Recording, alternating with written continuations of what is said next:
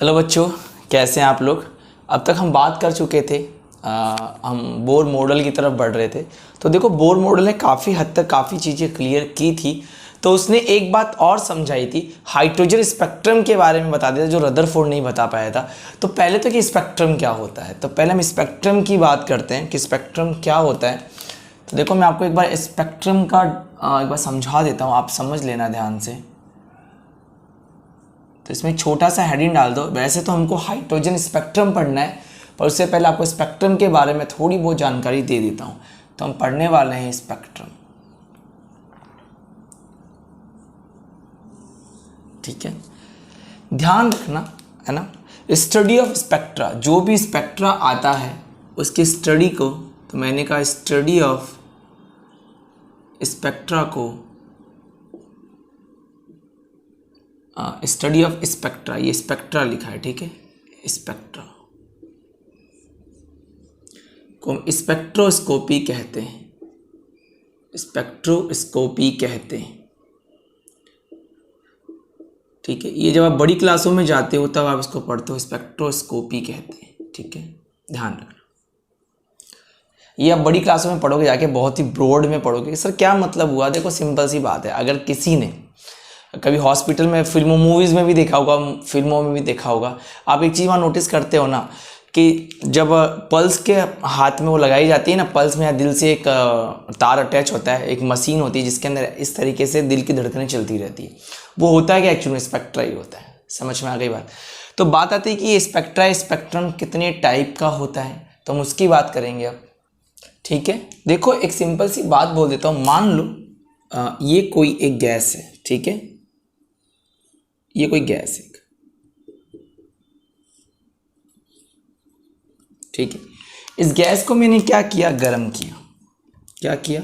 गर्म किया, हीट किया। तो जो इसके अंदर जो इसके एटम है, ये एटम है, ठीक है। ये क्या होंगे? अब ये जब इसको जब तो मैंने हीट नहीं किया था, सारे एटम क्या थे? जीरो स्टेट पे थे, निम्नतम अवस्था में थे। जैसे तुम इसको गर्म करोगे, ये निम्न से कहाँ जाएंगे? उच्च अवस्था में। और जैसे ये उच्च अवस्था में जाएंगे तो वापस उच्च से निम्न में आएंगे। तो एक्चुअली में होता क्या है, ये यहाँ से कुछ रेज बाहर निकालते हैं, ठीक है। या तो आप किसी गैस को गर्म करके कर लेना, ठीक है, या फिर कोई भी सोर्स ले लेना, कोई भी सोर्स, कोई भी स्रोत ले लेना जो विकिरणें क्या हो? निकालती हो, ठीक है। हम इन्हीं को क्या करते हैं? इन्हीं रेस को, इन्हीं विकिरण को, इन्हीं रेडिएशन को क्या करते हैं? कैप्चर करते हैं। रेडिएशन या विकिरणों को कैप्चर कर लेते हैं, ठीक है। और यही एक कंटिन्यूस रूप में फ्रीक्वेंसी निकालती है, आवृत्ति होती है, फिक्स आवृत्ति होती है, ठीक है। रेस की क्या होती है? फिक्स आवृत्ति होती है, ठीक है। इन्हीं को हम क्या बोलते हैं? कंप्लीट रूप से स्पेक्ट्रा बोलते हैं, ठीक है। या तो आप कोई सोर्स ले लो, सोर्स के रूप में आप कोई भी सोडियम का लैंप ले लो, कुछ भी ले लो, आप ये सोर्स ले लो। या फिर किसी गैस को हीट करोगे, उसमें से क्या बाहर निकलेगी? इसमें से भी क्या बाहर निकलेगी? रेडिएशन निकलेगी, जो क्या होगी? फिक्स आवृत्ति या फिक्स फ्रिक्वेंसी की होगी। इन्हीं को हम क्या बोलते हैं? कंप्लीट रूप से स्पेक्ट्रा बोलते हैं, या इन्हीं को हम इलेक्ट्रोमैग्नेटिक स्पेक्ट्रा बोलते हैं। क्या बोलते हैं? इलेक्ट्रोमैग्नेटिक स्पेक्ट्रा बोलते हैं, या इसी को हम बोलते हैं विद्युत चुंबकीय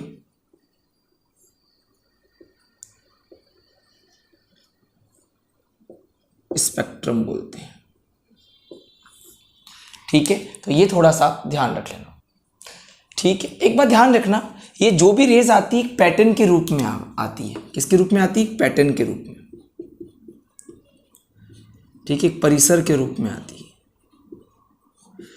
भाई या तो बिल्कुल साथ साथ में चलेगी, या बिल्कुल थोड़ी अलग अलग चलेगी, बैंड के रूप में चलेगी, लाइन के रूप में चलेगी, तो उसी को अपन पढ़ेंगे। तो आप तो सिंपल ध्यान रखना, ये जो भी रेडिएशन निकलती है ना, वही क्या कहलाती है? इलेक्ट्रोमैग्नेटिक स्पेक्ट्रम या विद्युत चुंबकीय स्पेक्ट्रम कहलाती है। क्लियर है यहाँ तक?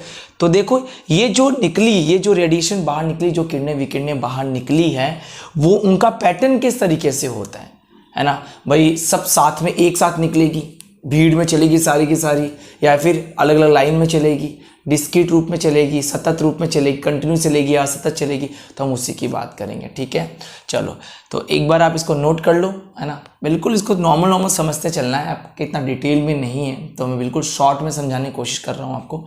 ठीक है बच्चों, चलो इसको आप नोट कर लो।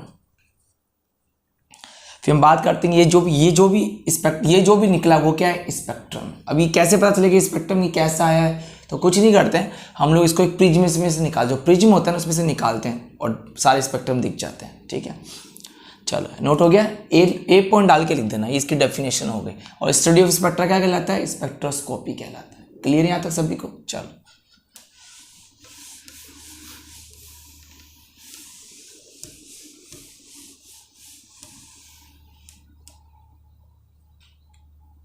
चलो आगे हम बात करते हैं। ठीक है, देखो जो ये स्पेक्ट्रम होता है, ये जो भी स्पेक्ट्रम होता है, ये दो प्रकार से पढ़ा जाता है। ठीक है, एक पढ़ा जाता है बेस्ड ऑन नेचर, प्रकृति के आधार पर।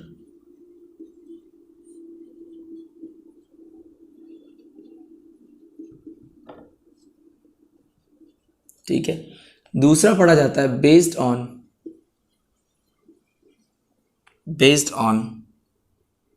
ओरिजिन। ठीक है, उत्पत्ति के आधार पर।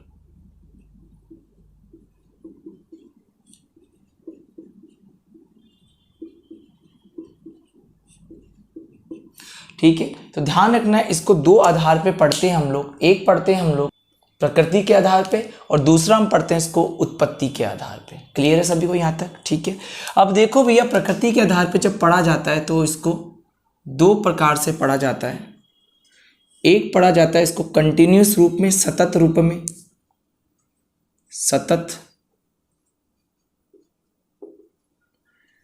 कंटिन्यूस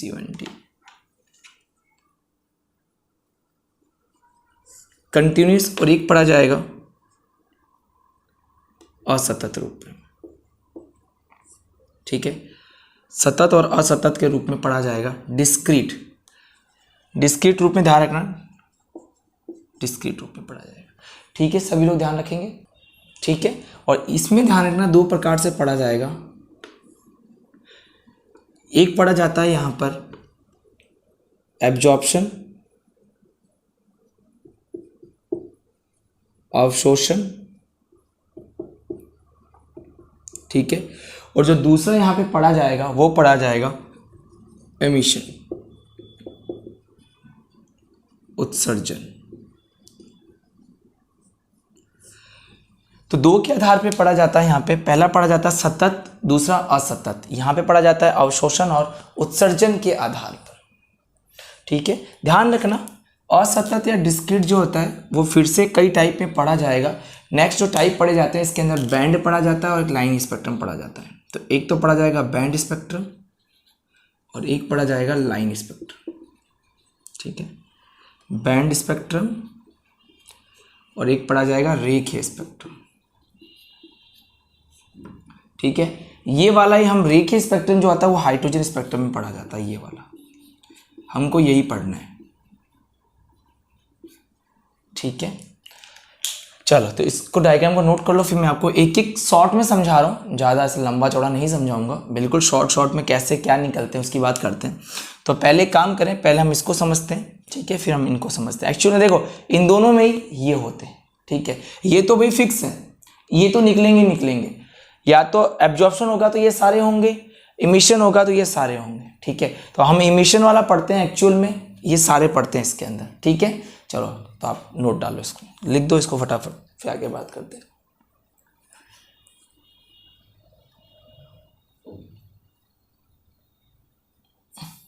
हो गया? क्लियर है? तो ये थोड़ा सा ध्यान रख लेना। चलो, तो दोनों टाइप आप अच्छे से याद रख लेना, बहुत ही इंपॉर्टेंट टाइप्स में आते हैं वैसे ये। एक्चुअल में क्या है, कितने स्पेक्ट्रम आपके तो नहीं है, लेकिन फिर भी थोड़ा बहुत आइडिया रहता है तो अच्छा लगता है कि हाँ भाई कुछ पता है। पहला है एमिशन स्पेक्ट्रम।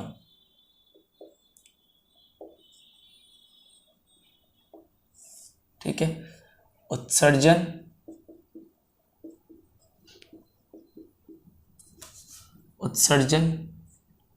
स्पेक्ट्रम। ठीक है, देखो उत्सर्जन स्पेक्ट्रम की हम बात करते हैं, ध्यान से देखना है उत्सर्जन स्पेक्ट्रम होता है क्या है। मान लो आपके पास एक स्लिट है, ये स्लिट है, ठीक है। स्लिट से क्या होता है कि अगर मान लो कोई मुझे रेज निकालनी है तो केवल वो इसी में से निकलेगी। ये आपके पास कोई सोर्स है, ठीक है। अब ये सोर्स कुछ भी हो सकता है, गैस भी हो सकती है या फिर सिंपल हो सकता है, ठीक है। ये क्या आपके पास सोर्स है, स्रोत है, जिसमें से रेडिएशन क्या होती है, पास होती है। समझ में आ गई बात, क्या पास होगी यहां से, रेडिएशन पास होगी, विकिरणें निकलेगी यहां से, ठीक है। यहां मैंने एक प्रिज्म लगा रखा है, क्या है ये, प्रिज्म, ठीक है। प्रिज्म समझते हो ना सब लोग, 10th में पढ़ रखा होगा आपने। अब देखो स्लिट में से देखो केवल रेज यहां से निकलेगी, देखो क्योंकि यही जगह खाली है, ये निकलेगी। और जैसे इस प्रिज्म में से निकलेगी तो यहां से आपको कई तरह के स्पेक्ट्रम नजर आएंगे,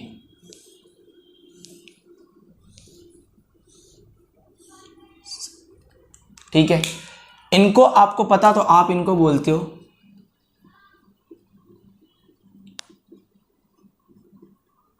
इस रीजन में कोई भी स्पेक्ट्रम नजर आएगा विग्योर रूप के रूप में, ठीक है ना।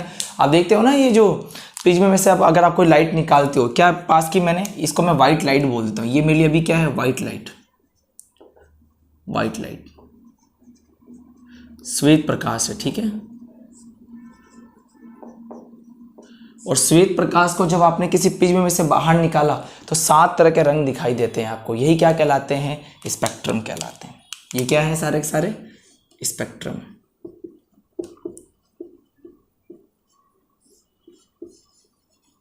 स्पेक्ट्रम कहलाते हैं। क्लियर हो गया।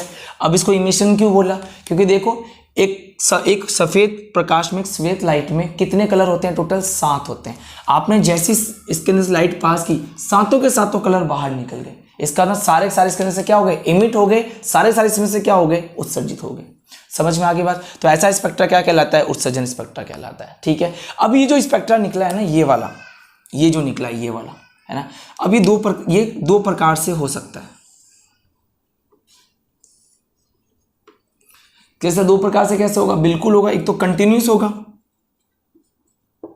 एक तो कंटिन्यूस होगा, ठीक है, एक तो सतत होगा और एक डिस्क्रीट होगा, असतत होगा। क्लियर है। यहां पे डिस्क्रीट या सतत किस प्रकार से होगा, तो सिंपल सी बात है, देखो एक बार आप इसको नोट कर लो, इसका फिर नीचे वाला ऊपर लिखूंगा, यहाँ पे नजर नहीं आएगा फिर, ठीक है। चलो फिर मैं आपको बताता हूँ डिस्क्रीट कैसे निकला और सतत किस प्रकार से, मतलब ये जो स्पेक्ट्रा निकला है 2 प्रकार से होगा, या तो कंटिन्यूस या डिस्क्रीट, ठीक है। चलो नोट करो एक बार, ठीक है। अब कोई ऐसा सर ये स्पेक्ट्रा दिखाई कैसे देंगे, तो रेडिएशन है, यहाँ पे मैंने फोटोग्राफिक प्लेट लगा रखी है, ठीक है। ये क्या लगा दी मैंने यहाँ पे, एक फोटोग्राफिक प्लेट, ध्यान रखना है, फोटोग्राफिक प्लेट लगा रखी है, ठीक है, ताकि पता चल जाएगा यहाँ पे कुछ टकरा रहा है। समझ में आ गई बात। अब ये 2 रूप से देखो कैसे होगा, देखो मैं इसको यहाँ तो कैसे होगा डिफाइन, चलो एक बार नोट तो करो फिर आगे देखते हैं। क्लियर है यहाँ तक, ठीक है। चलो तो इसको मैं अब हटा देता हूँ, है ना। नोट कर लिया होगा वैसे आप लोगों ने, कर लो नोट फटाफट। एक्चुअली में जो ये निकला है ना, ये डिस्क्रीट रूप में, सतत रूप में ही निकला है, ये वाला मैंने वैसे ही बना दिया है। आप सिंपल सा बोल सकते हो ना, जब कोई स्लिट में से, है ना, जब कोई रेडिएशन पास होती है, जब वाइट लाइट पास होती है, कोई भी गैस हीट होकर जब पास होती है, जब वो प्रिज्म में से निकलती है, तो जो भी फोटोग्राफी प्लेट पर जो भी स्पेक्ट्रा मिला हो, क्या कहला रहा है, एमिशन मिल रहा है। और देखो सारी सारी लाइट पास हो रही है, सारी सारी, मतलब एक वाइट लाइट में क्या होता है, देखो सारी सारी लाइट पास हो रही है। वाइट लाइट में क्या होता है, 7 कलर होता है, 7 कलर क्या हो गए, पास हो गए, ठीक है। चलो अब हम बात करेंगे कि कैसे कंटिन्यूस निकलेगा और कैसे डिस्क्रीट निकलेगा, तो ध्यान से समझना है इसको, है ना। तो देखो ये 2 प्रकार से मैंने बताया, 2 प्रकार से निकलेगा। एक तो निकलेगा कंटिन्यूस रूप में,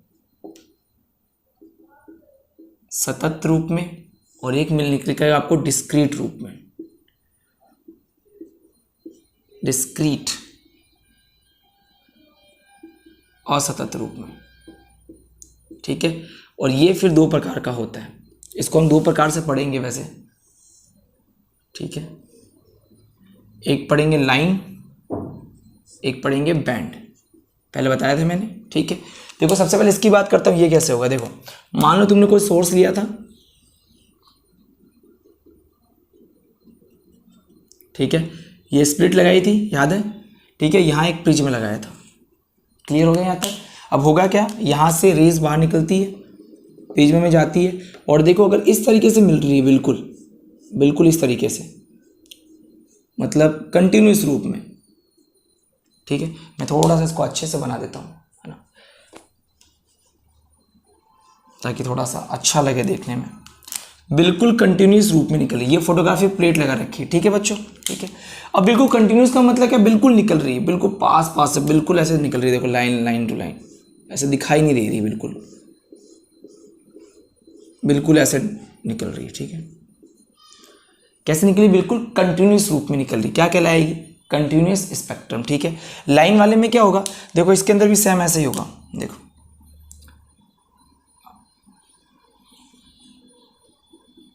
वही वाइट लाइट है, ठीक है, वही स्लिट है, ठीक है, वही प्रिज्म ले रखा है।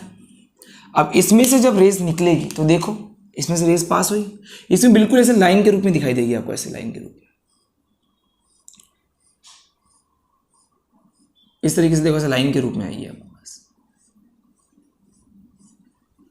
क्लियर है। तो उसको मैंने क्या बोला, लाइन स्पेक्ट्रम। यही हमको कहाँ मिलता है, हाइड्रोजन स्पेक्ट्रम में मिलता है। जब तुम हाइड्रोजन का स्पेक्ट्रम लोगे तो बिल्कुल ऐसे लाइन की तरह मिलेगा। तो हाइड्रोजन स्पेक्ट्रम में क्या मिलता है, लाइन स्पेक्ट्रा, किसका, इमिशन स्पेक्ट्रा का, समझ में आ गई बात। बैंड वाला कैसे होगा, तो देखो जहाँ तुम्हें यहाँ पे जो स्पेक्ट्रा मिलेगा उस बैंड के रूप में ऐसे मिलेगा, देखो ऐसे ऐसे बैंड के रूप में मिलेगा, क्लियर सभी को, ठीक है। तो ऐसे बैंड के रूप में मिलेगा तुम्हें, क्लियर है, ठीक है। मतलब जब तुम लाइट पास करोगे तो बैंड के रूप में मिलेगा, इसमें ये लाइन के रूप में, और इसमें बिल्कुल कंटिन्यूस रूप में मिलेगा। इसमें इतना पता नहीं चलता है, लेकिन लाइन वाले में बिल्कुल शो हो जाता है कि हाँ भाई लाइन कहाँ जा रही है, कैसे क्या हो रहा है, ठीक है। चलो तो ये उतार लो, तो ये क्या हो गया आपका इमिशन स्पेक्ट्रा हो गया, कर लोगे आराम से। बस आपको यही ऐसे डायग्राम बनाने के याद करना है, ज़्यादा मतलब उसके अंदर बहुत ज़्यादा लिखने का कुछ नहीं है, ठीक है। चलो तो ये आपको अच्छे से समझ में आ गया होगा आई थिंक, देखो आ जाना चाहिए वैसे तो, है ना। अब बात करते हैं हम लोग एब्जॉर्प्शन स्पेक्ट्रा क्या होगा, एब्जॉर्प्शन में ऐसा क्या होगा भाई, अवशोषित वाले में क्या होगा।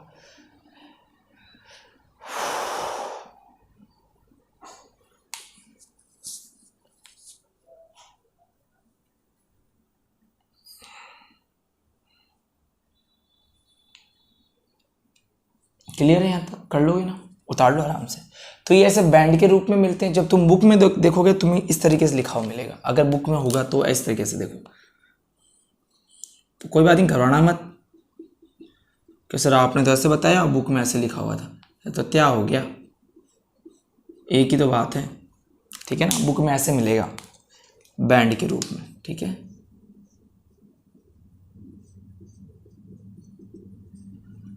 समझ में आ गई बात। तो ये ऐसे बैंड के रूप में निकलते हैं, ये लाइन के रूप में निकलते हैं, और ये बिल्कुल कंटिन्यूस निकलते हैं। ये लाइंस के रूप में तो नहीं है, बिल्कुल कंटिन्यूस है, बिल्कुल नहीं हो रहा है कि भाई लाइन कंटिन्यूस लाइट आ रही है आपके पास, ठीक है, और इसमें लाइन के रूप में, और इसके अंदर, ठीक है, क्लियर है। चलो तो ये थोड़ा सा आप ध्यान रख लेना। चलो आगे बात करता हूं मैं अब देखो एब्जॉर्प्शन स्पेक्ट्रम में क्या होगा, ठीक है। अब बात करते हैं हम लोग एब्जॉर्प्शन स्पेक्ट्रा की।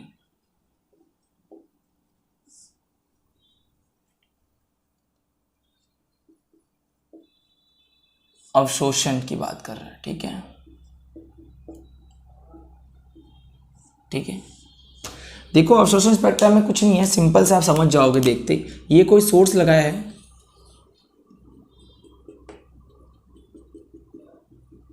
ठीक है, ये एक स्प्लिट लगा रखी है। स्प्लिट क्यों लगाई है, ताकि रेज जो हम चाहते हैं तो एक एंगल से बाहर निकले, बस इसलिए और कुछ नहीं, ठीक है। और यहाँ पे क्या लगा रखा है मैंने, प्रिज्म, और मैं जानता हूँ यहाँ पे क्या है, फोटोग्राफी प्लेट, ठीक है। और एक बात मैं समझता हूँ यहाँ पे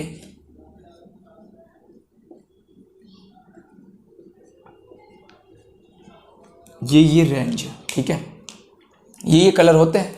अब तुमने इसमें से क्या किया, ये कोई सोर्स है, स्रोत है, ठीक है बच्चों। अब तुमने क्या किया, इसमें से लाइट को पास किया। तो इस बार क्या हुआ, इसमें कितने कलर हैं, 7 होते हैं।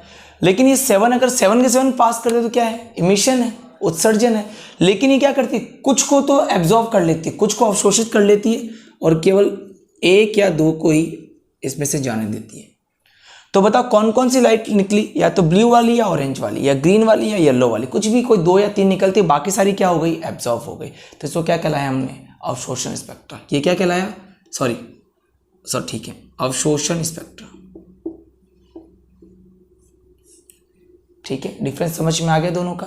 कुल मिला के अगर सारी की सारी व्हाइट लाइट में से सारी के सारे कलर अगर पास हो गए तब तो इमिशन हो गया, और कुछ तो पास हुए और कुछ रह गए, वो क्या हो गया, एब्जॉर्प्शन हो गया। सिंपल सी बात है। ये अब डिपेंड करता है सोर्स पे कि सोर्स कैसा लिया है, ठीक है। एक्चुअली जब तुम सोडियम का लेते हो, सोडियम का, तो वो केवल तुम्हें येलो लाइट ही पास करवाता है ना, क्योंकि उसका कलर ही उस तरीके से होता है, ठीक है। चलो समझ में आ गया होगा वैसे, है ना। तो कोई एग्जाम्पल नहीं ले रहा हूँ मैं, आप तो बस सिंपल ध्यान रख लेना, ठीक है बेटा। चलो आगे बात करते हैं हम लोग अब। तो इस चीज़ का थोड़ा सा ध्यान रखना, नोट करो। यहाँ तक सबको क्लियर हो गया। अब देखो हम बात करते हैं हाइड्रोजन स्पेक्ट्रम की, कि कैसे आया था वो। ध्यान से समझना, ठीक है। देखो जब इसको निकाला गया था, हाइड्रोजन स्पेक्ट्रम की बात करेंगे हम लोग अब। हाइड्रोजन स्पेक्ट्रम की बात करते हैं, ठीक है। हाइड्रोजन स्पेक्ट्रम की बात करते हैं। देखो बहुत ही इंपॉर्टेंट में आता है ये। एक बार मैं इसको सही कर देता हूं थोड़ा सा, ठीक है। हाइड्रोजन स्पेक्ट्रम की बात करते हैं। देखो क्या किया गया था, समझना ध्यान से, ठीक है। ये कोई मैंने गैस का चैम्बर ले रखा है, ठीक है, कोई भी गैस का चैम्बर है। इसके अंदर H2 गैस भरी है। कौन सी गैस भरी है, H2 गैस, ठीक है। इस H2 गैस, इसको मैंने क्या किया है, इलेक्ट्रोड से जोड़ रखा, लाइट से जोड़ रखा, ठीक है, प्लस और ये माइनस। जैसे इसमें से इलेक्ट्रिसिटी दी, इसमें से एक मैंने खाली जगह छोड़ रखी है, ठीक है, और ये स्प्लिट लगा रखा है। क्या है ये, स्लिट होता है वैसे ये, ठीक है। मैंने एक स्लिट लगा रखी है, ठीक है, और यहां पर मैंने एक प्रिज्म लगा दिया। क्या है ये, प्रिज्म, ठीक है। अब देखो होता क्या है, जैसे ही आप ये लाइट स्टार्ट करते हो, जैसे इसको इलेक्ट्रिसिटी देते हो, तो ये जो H2 गैस है ना, उसके एटम क्या होते हैं, वो एटम के में कन्वर्ट हो जाता है। उसके एटम लोअर स्टेट से कहाँ जाते हैं, हायर स्टेट में, और हायर से फिर कहाँ आते हैं, लोअर में आते हैं। तो ऐसा करने पे क्या होता है, यहां से रेस बाहर निकलने लग जाती है। क्या बाहर निकलती है, रेस, ये रेस बाहर निकलती है। और जैसे इसके अंदर से रेस बाहर निकली, तो देखा गया इसके अंदर से ये रेस लाइन के रूप में आई,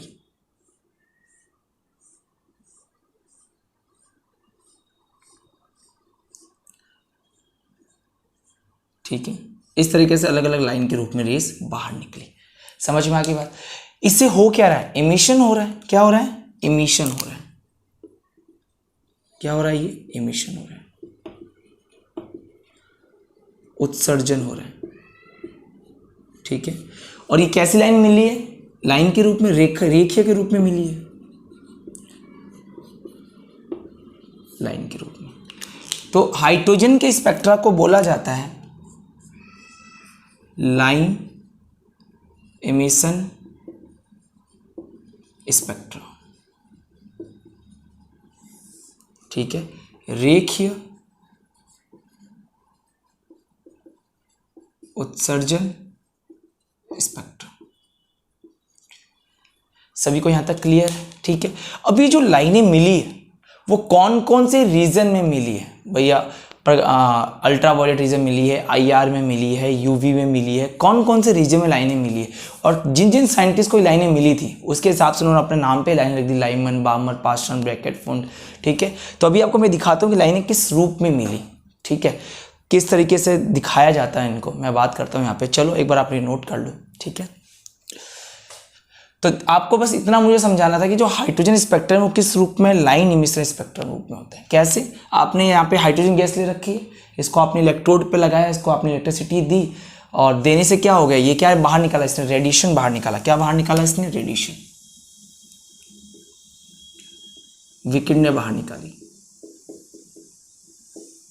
क्लियर है, और जैसे विकिरणें इस प्रिज्म में से पास हो, या तो एब्जॉर्प्शन होगा या फिर इमिशन होगा। इसने क्या किया, इमिशन किया, उत्सर्जन किया, अवशोषण नहीं किया।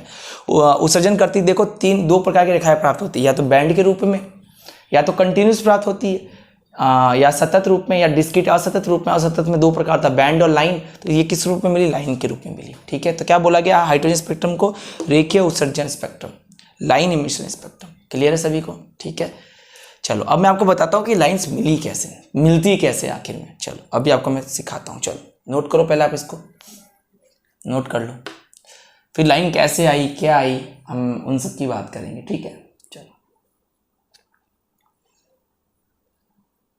हो गया, नोट कर लो, हो गया। अब देखो लाइनें आती कैसे, अब तुम्हारे दिमाग में आ रहा होगा सही लाइन आई कैसे, मैं बताता हूँ देखो भी कैसे है। अभी तुम्हें समझ में आ जाएगा, देखो अब समझ में आने लग जाएगा। देखो आप बोर मॉडल की तरफ बढ़ते हैं अपन लोग, अपन हाइड्रोजन स्पेक्ट्रम पढ़े थे। देखो बोर मॉडल से आपका मॉडल कुछ इस तरीके से था। देखो ध्यान से समझना आप चीजों को।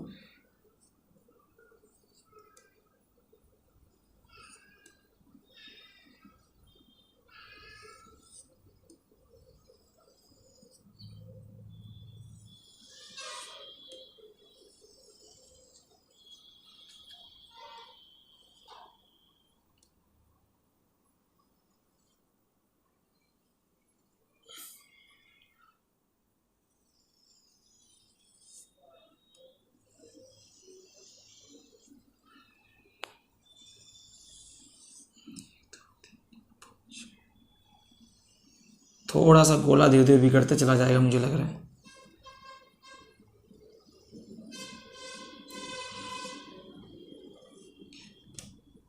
कोई दिक्कत नहीं है, चलो इसको भी मैं हटा देता हूँ, दिख रहा होगा यहाँ तक तो।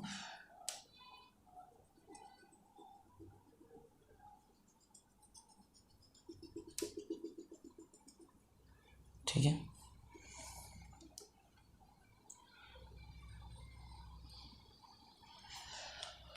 एक्चुअली में सारे गोले ही बनाए हैं। ठीक है, बस बिगड़े हुए हैं थोड़े थोड़े, कोई दिक्कत नहीं है। बिगड़े हुए तो क्या हो गया है, टेढ़ा है पर मेरा है। अच्छा ये वाला ज़्यादा टेढ़ा दिख रहा है, चलो ये भी गोला ही है। ठीक है ना, है ना, सारे गोले ही बनाए। देखो आपको याद करो, बोर्ड साहब ने क्या बोला था कि इलेक्ट्रॉन कहाँ है, ऑर्बिट्स में, स्टेशनरी ऑर्बिट्स में, अनुमत ऊर्जा स्तर में। ठीक है, तो ये कहाँ रहते हैं, सब सेल में होते हैं। इन सेल को नाम देता हूँ n = 1 2 3 4 5 और ये 6, ये भी है। हाँ ये भी गोला ही है ना, वो मैंने डॉट डॉट में बना दिया, थोड़ा सा समझ में आ गई बात। अब देखो थोड़ा दिमाग लगाना, ये इलेक्ट्रॉन है, किसका है, हाइड्रोजन गैस का। ये देखो हाइड्रोजन गैस थी, इसमें तुमने हाइड्रोजन गैस भरी थी। ठीक है, तुमने इसमें इलेक्ट्रोड लगाए, इसको एनर्जी दी, तो जो हाइड्रोजन के अणु होते हैं, है ना, वो उसका जो इलेक्ट्रॉन होता है वो क्या करेगा, हाइड्रोजन का इलेक्ट्रॉन क्या करेगा, एनर्जी लेगा, और एनर्जी लेके कहाँ जाएगा, निम्न से उच्च ऊर्जा स्तर में। ये कौन सी ऊर्जा स्तर है, ये वाला कैसे, निम्न वाले हैं, समझ में आ गई बात, लोअर है, और ये हायर एनर्जी ऑर्बिटल्स हैं।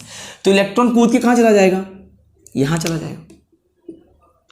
क्या सर यहाँ नहीं आएगा क्या, यहाँ भी आ जाएगा, यहाँ भी आ जाएगा, मर्जी हो जहाँ चला जाएगा। ठीक है, अब वापस आएगा, तो देखो यहाँ से यहाँ आने में इसके पास क्या क्या चॉइस है।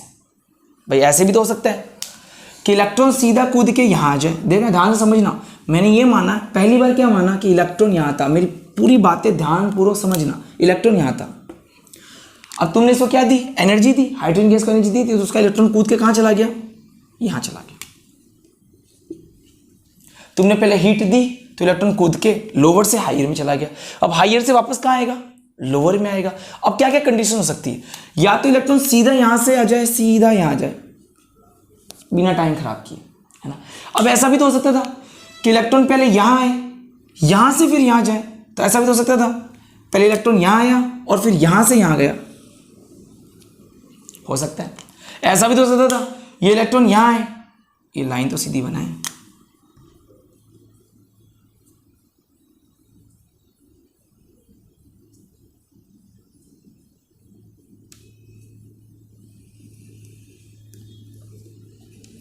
है ना। अब ऐसा भी हो सकता था कि इलेक्ट्रॉन पहले इसमें आता फिर यहां से कूद के सीधा यहां चला जाता, हो सकता था। ये लो भैया कूद के यहां चला। अब ये भी तो हो सकता था इलेक्ट्रॉन यहां से यहां आता और यहां से कूद के इसमें चला जाता, और ऐसा भी हो सकता था इलेक्ट्रॉन यहां से पहले यहां आता फिर यहां से कूद के इस तरीके से जाता। समझ में आ गई बात, है ना। तो इलेक्ट्रॉन को यहां से यहां आने में इसके पास कितनी चीजें हो गई, 4 जगह हो गई, 1 2 3 4। समझ में आई बात, है ना। और भी कई चीजें हो सकती थी, इलेक्ट्रॉन कूद के और भी जा सकता था, ऐसी बात नहीं है, ठीक है। चलो जी, तो यहां तक सबको क्लियर हो गया है सभी को, ठीक है। तो देखो इसको हमने बोला, इसको देखा था लाइमन, तो इसको बोला लाइमन श्रेणी,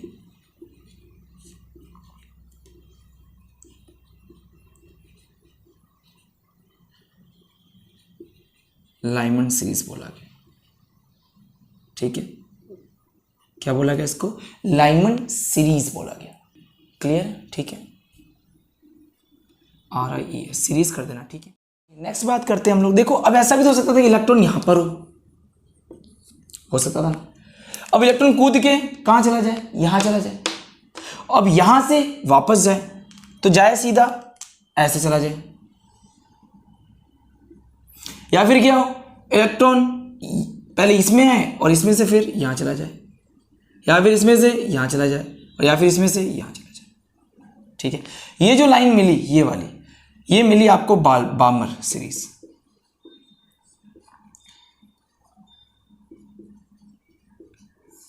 क्लियर है। अब भाई ऐसा भी तो हो सकता था कि तुम्हारा इलेक्ट्रॉन यहां हो, मान लो एक बार इलेक्ट्रॉन यहां हो, इलेक्ट्रॉन एक ही है, ध्यान रखना ये वाला, मान लो इलेक्ट्रॉन यहां है, यहां से कूद के गया यहां पर, ठीक है। अब यहां से इलेक्ट्रॉन सीधा लौट आया, ये देखो लौट आया यहां सीधा, या फिर ये हो सकता था इलेक्ट्रॉन यहां जाए और यहां से वापस आ जाए, या फिर यहां से यहां जाए, कुछ भी पॉसिबिलिटी हो सकती थी। समझ में आ गई बात, ठीक है भाई। यहां से यहां जाए, यहां से यहां जाए, यहां से यहां जाए और वापस यहीं से वापस आ जाए, कुछ भी हो सकता था। इसको बोला गया पास्चन,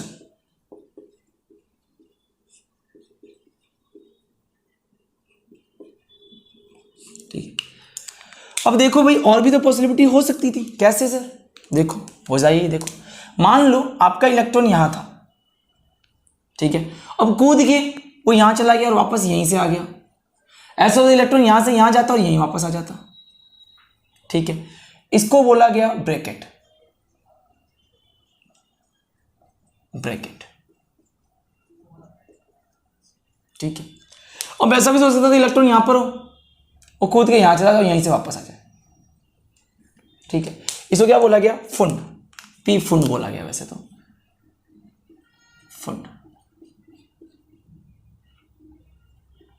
पी फुंड, ठीक है। पी साइलेंट यहां पे ध्यान रखना, ठीक है। तो यहां पे आप देख रहे हो अलग अलग सीरीज आपको दिखाई दे रही है, अलग अलग सीरीज मिल रही है। देखो अगर मान लो इलेक्ट्रॉन 2 से 1 में, 3 से 1 में, 4 से 1 में, 5 से 1 में या 6 से 1 में आ रहा है तो लाइमन बोला, ठीक है। मान लो इलेक्ट्रॉन 5 से 6 से 2 में, 4 से 2 में, 5 से 2 में, 3 से 2 में जा रहा है तो बामर, जब 3 में जा रहा है तो पास्चन, जब 4 में जा रहा है ब्रैकेट, और जब 5 में आ रहा है तो फुंड, 6 में भी जाता है ऐसी बात नहीं, हेम्प्री एक और बनता है, इसके बाद हेम्प्री भी बनता है, एक गोला और बना लेना और हेम्प्री लिख के उसको भी कर देना, कोई दिक्कत नहीं है, ठीक है। चलो आप चाहो तो मैं एक गोला और बना लेता हूँ, जाने दो बिगड़ जाएगा, सारी लाइन एक के लिए एक्स्ट्रा लाइन बनानी पड़ जाएगी मुझे, जाने दो, सीधा याद रखो, ठीक है। क्लियर है यहाँ तक, ठीक है। आपको मैं और अच्छे से समझाता हूँ, एक बार लाइंस में समझा देता हूँ एक बार, ठीक, कोई दिक्कत नहीं है, एक बार ऐसे समझ लो, एक बार लाइन से, समझ में आ गया ना भाई। पहले इलेक्ट्रॉन यहाँ था, कूद के कहाँ चला गया, यहाँ चला गया, यहाँ से वापस आ गया। अब ऐसा भी हो सकता है इलेक्ट्रॉन कूद के यहाँ जाता, यहाँ से वापस आता, या इलेक्ट्रॉन यहाँ कूद के जाता, यहाँ आता, यहाँ आता, यहाँ, कोई भी 5 से 6 पॉसिबिलिटी हो सकती है। अगर आगे और भी लाइन है 8 हो जाती, मान लो 7 8, तो 8वें से पहले में, 7वें से पहले में, तो कोई भी पॉसिबिलिटी हो सकती थी। जैसे मान लो कि सर थोड़ा सा एग्जाम्पल दो, चलो एग्जाम्पल देता हूँ। मान लो मैंने तुम्हें मैंने 100 माले की बिल्डिंग में बैठा रखा है, तुम ग्राउंड फ्लोर पे हो, समझ में आ गया। तो हम बाहर 5 लोग खड़े थे, मैंने अनुमान लगाया ये पहले दूसरे में गया होगा, दूसरे से भी नीचे आ गया होगा। दूसरे ने अनुमान लगाया नहीं है ये तीसरी बिल्डिंग तक गया होगा, फिर तीसरी से पहली में आया होगा, ठीक है। चौथे ने क्या अनुमान लगाया नहीं है ये चौथी बिल्डिंग में चौथे माले पे गया होगा, फिर पहले माले वापस आ गया होगा। और एक ने क्या अनुमान लगा दिया नहीं है ये 5वीं पे गया होगा और फिर पहले पे आ गया होगा। समझ में आ गई बात? अरे सिंपल सी बात है, मैं नीचे खड़ा हूँ, बाहर 5 लोग खड़े हैं, पहले ने क्या बोला नहीं यार ये तो पहले माले पे गया होगा, पहले माले से वापस नीचे आ गया। देखो पहले माले पे गया होगा, पहले माले से नीचे आ गया होगा। दूसरे ने क्या अनुमान लगाया नहीं है ये दूसरे माले पे गया होगा, फिर नीचे आ गया होगा। तीसरे क्या बोला नहीं ये तीसरे चौथे माले पे गया होगा, वापस आ गया होगा। चौथे ने क्या बोला नहीं ये 5वें माले पे गया होगा, वापस नीचे आ गया होगा। एक ने क्या बोला नहीं यार 6ठे माले पे गया फिर नीचे आया। समझ में आ गई बात? तो इसी तरह हमने बात की। मान लो मेरा घर ही दूसरे फ्लैट पे होता, 2nd फ्लोर पे होता, तो मैं कहाँ जाता? फर्स्ट पे तो जाऊँगा, मैं कहाँ जाऊँगा? 3rd पे, 4th पे, 5th पे, 6th पे, वापस वहीं से नीचे आऊँगा। मेरा घर मान लो 3rd फ्लोर पे, तो मैं अगर चौथे पे गया तो मैं तीसरे पे आऊँगा ना, मैं पहले थोड़ी आऊँगा। अगर मैं 5वें गया तो फिर मैं तीसरे पे आऊँगा। समझ में आएगी बात? चलो तो ये ठीक है। अब मैं आपको लाइन के द्वारा समझाता हूँ, ठीक है। चलो नोट कर लो, उसको कर लिया होगा, ध्यान से नोट करना। इसमें 1 में इतनी लाइन, फिर 2 में, 3 में, 4 में, 5 में। अब देखो इसको मैं एक बार लाइंस के रूप में दिखाता हूँ। देखो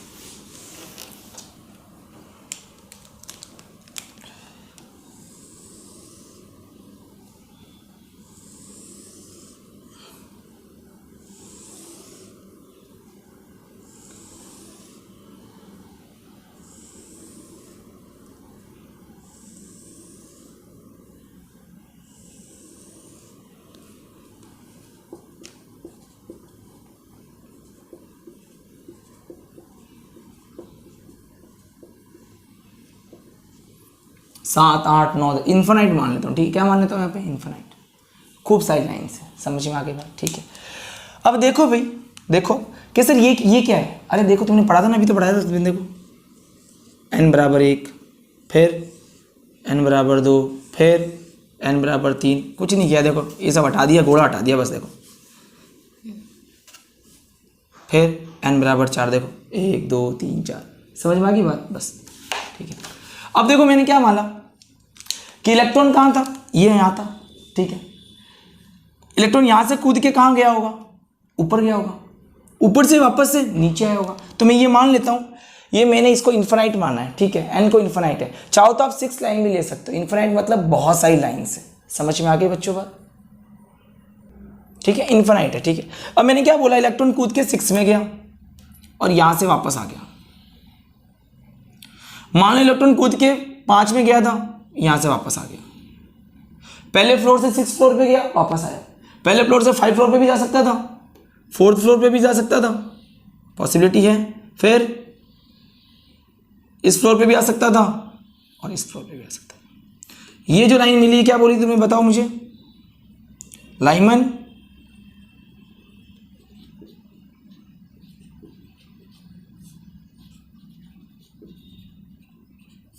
क्लियर सबको? तो लाइमन मिली आपको, ठीक है। लाइमन सीरीज मिली, ठीक है।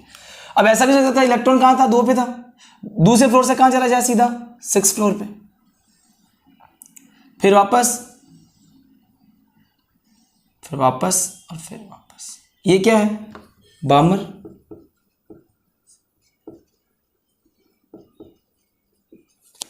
क्लियर सबको? अब ऐसा भी तो हो सकता था कि भैया वो तीसरे फ्लोर पे था इलेक्ट्रॉन और 6th फ्लोर पे गया हो।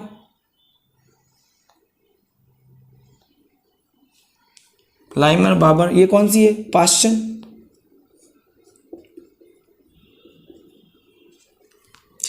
अब ऐसा भी हो सकता था इलेक्ट्रॉन 4थे फ्लोर पे हो, 4थे से 6ठे पे गया हो, 6ठे से वापस 5वें से फिर 4थे पे आ गया हो। ये कौन सी है? ब्रैकेट।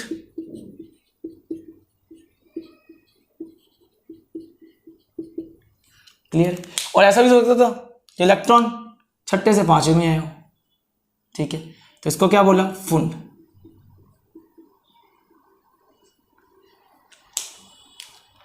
समझ में आ गई बात सबको? ठीक है, ध्यान रखना लाइमन सीरीज जो मिलती है वो मिलती है यूवी रीजन में। किस रीजन में? यूवी रीजन में मिलती है।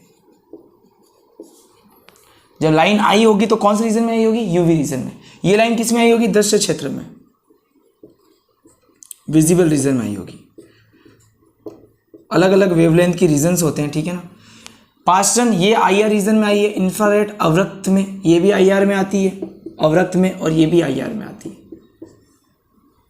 ठीक है। ये नियर, ये मिडल और ये फार IR में आती है, ध्यान रखना, सिंपल सी बात है। क्लियर यहाँ तक सभी को, ठीक है। देखो जी, लेकिन मुझे तो अब कैलकुलेट करना है एनर्जी को कि भैया इस पहले की एनर्जी कितनी होगी, दूसरे की एनर्जी कितनी होगी, तीसरे की एनर्जी कितनी होगी, चौथे कितनी होगी। अगर इलेक्ट्रॉन पहले से पाँचवें में जा रहा है, पाँचवें से छठे में जा रहा है, तो क्या चेंजेस आ रहे हैं, कितने एनर्जी का परिवर्तन आ रहा है, उसकी आवर्ती फ्रिक्वेंसी कितनी है ना। तो उन सब का कैलकुलेशन करेंगे, है ना। चलो, तो यहाँ तक आप नोट कर लो और ध्यान रखना इसकी आवर्ती निकालने के लिए, मान लो इस एक लाइन की आवर्ती निकाली, फ्रीक्वेंसी निकालनी, उसका फॉर्मूला बनाया गया म्यू बराबर, तो जो इसका फॉर्मूला बनाया गया वो था, चलो एक बार आप इसको नोट कर लो, फिर मैं आपको आगे बता देता हूँ। उसका फॉर्मूला बताता हूँ कि मान लो इलेक्ट्रॉन पाँचवें में गया, पाँचवें में से पहले में आया, चौथे में से पहले में आया, तो कितना फ्रीक्वेंसी में चेंज हुआ, उसकी एनर्जी में कितना चेंज हुआ, उसकी आवर्ती, उसकी फ्रीक्वेंसी, उसका लैम्बडे में कितना क्या क्या चेंजेस हुआ, तो हम उसकी बात करेंगे, ठीक है। आपके इन सबकी कैलकुलेशन नहीं है, आपके सिंपल लिखा हुआ है, तो मैं भी आपको सिंपल ही बता रहा हूँ, ठीक है। चलो नोट कर लो यहाँ पे,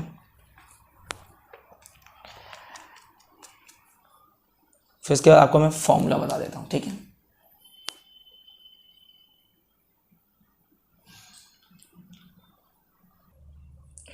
ठीक है, सबका क्लियर हो गया यहाँ तक, ठीक है। अब मैं इसको हटा रहा हूँ, है ना। अब देखो, एक फॉर्मूला बनाया गया कि मान लो इलेक्ट्रॉन आप बोल रहे हो कि भाई पाँचवें से पहले में आया है, ठीक है। तो जहाँ से स्टार्ट होता है उसको तो हम बोलते हैं इनिशियल, प्रारंभिक अवस्था, जहाँ जाता है उसको हम बोलते हैं अंतिम अवस्था। समझ में आ गई बात, ठीक है। चलो, तो बोला भैया इसकी तरंग संख्या कितनी होगी, तरंग दैर्ध्य कितनी होगी, तरंग संख्या की बात की गई कि इसका म्यू बार निकालने के लिए फॉर्मूला बनाया गया। अब ये सब फॉर्मूले निकलते भी हैं, ठीक है। बनाया गया RH, ठीक है। यहाँ बनाया गया 1/N1 का स्क्वायर माइनस 1/N2 का स्क्वायर। ये है इनिशियल, ये है फाइनल, ठीक है, प्रारंभिक और अंतिम। यहाँ पे जो RH होता है ये रिडबर्ग स्थिरांक होता है। जब न्यूमेरिकल करेंगे तो ये पूरा टॉपिक और अच्छे से आ जाएगा, ठीक है। रिडबर्ग स्थिरांक होता है, तो ध्यान रखना। और जो इसका यहाँ पे जो वैल्यू है वो 109,677 सेंटीमीटर इनवर्स में माना जाता है। यहाँ पे आप लिख सकते हो म्यू बार। अगर तरंग संख्या निकालनी हो तो आप ये फॉर्मूला लगा सकते हो, ठीक है। 1/N1 का स्क्वायर माइनस 1/N2 का स्क्वायर, ठीक है।